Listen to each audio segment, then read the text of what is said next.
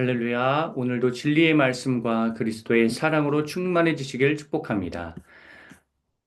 두 번째 인구조사가 나오는 민수기 26장 1절부터 51절까지의 본문으로 하나님의 말씀을 전하겠습니다. 51절만 읽겠습니다.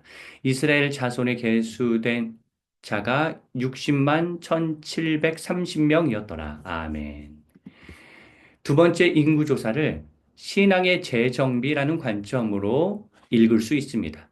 앞장에 나온 바알브올 우상숭배의 사건으로 인해 영적으로 혼탁해진 이스라엘은 재정비가 필요했습니다. 하나님께서는 두 번째 인구조사를 이스라엘에게 명하셔서 이스라엘이 군사적으로 전열을 다시 가다듬을 뿐 아니라 신앙 또한 되돌아보는 계기로 삼게 하십니다. 계수는 르우벤 지파부터 시작되는데 이때 고라의 반역 사건을 상기시키십니다. 하나님께서는 다단과 아비람이 레위 지파 고라의 반역에 동조했다는 점을 언급하시면서 출애굽 1세대 때 하나님께 불순종하는 그 모습으로 회개해서는 안 된다는 교훈을 출애굽 2세대에게 심어 주십니다.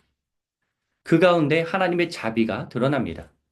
고라와 함께 반역에 참여한 250명이 심판받아 죽었지만 고라의 아들들은 죽지 않았고 그들은 훗날 시편 기자로서 하나님을 찬양하는 자손으로 남게 됩니다. 이것은 하나님의 심판 가운데서도 은혜는 끊이지 않음을 보여주는 상징적인 장면입니다. 은혜를 기억하고 다시는 같은 죄를 범하지 말라는 하나님의 메시지가 이 안에 담겨 있습니다. 이번 인구조사에서 특별히 눈에 띄는 두 지파가 있습니다. 바로 시므온 지파와 므낫세 지파입니다. 양적 성장을 무조건 하나님의 복으로 간주할 수는 없지만 인구의 증감을 하나님의 복의 여부로 봤을 때 다음과 같은 해석이 가능합니다. 시므온 지파는 1차 인구조사 때 5만 9,300명이었는데 이번에 2차 인구조사 때는 2만 2,200명으로 급감합니다. 이는 바알볼 사건에서 시므온 지파가 주도적으로 타락에 앞장섰던 배경과 관련이 깊습니다. 하나님은 죄에 대해 반드시 징계하시는 분이라는 사실을 알 수 있습니다. 실제로 시므온 지파는 신명기 33장 모세의 지파별 축복 명단에 빠져 있습니다.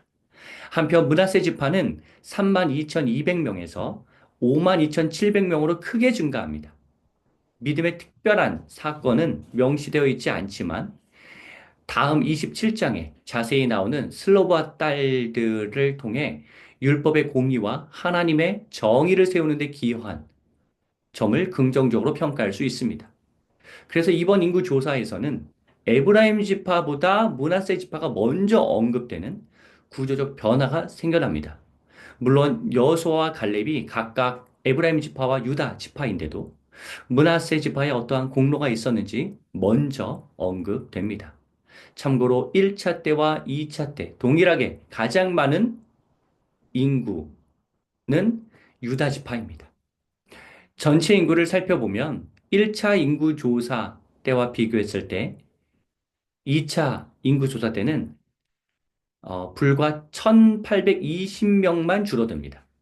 이는 광야 40년 동안 수많은 반역과 심판이 있었지만 하나님은 이스라엘 백성들을 끝까지 보호해 주시는 분이라는 교훈을 안겨줍니다. 찬송가 중에 받은 복을 세어보아라. 크신 복을 내가 알리라. 라는 찬송이 있는데 이스라엘은 인구를 계수하면서 하나님께 받은 복을 세어보는 신앙적 정비의 시간을 갖게 된 것입니다.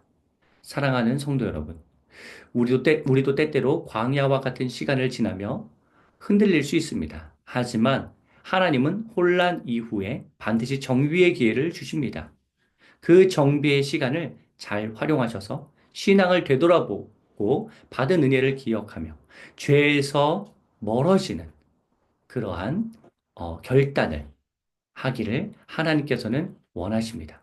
하나님께서는 언제나 충성되고 거룩한 사람들에게 놀라운 은혜를 베풀어 주시는 분입니다.